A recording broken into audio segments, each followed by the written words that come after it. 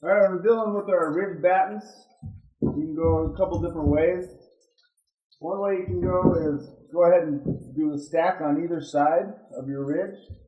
We'll do it too high, and we're going to keep these from outside to outside 5 inches apart because our cap's going to be fitting over the top, and then we'll just fold our panel up on each side. So that would be sitting on your ridge here. The other option is a traditional stack, just with 2x2s.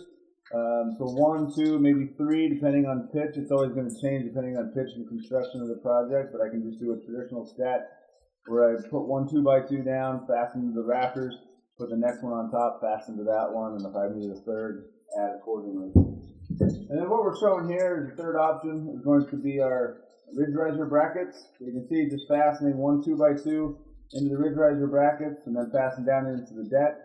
Maximum we're going to have is 24 inches apart, and then you can see where you can just bend this according to whatever height I need depending on the pitch.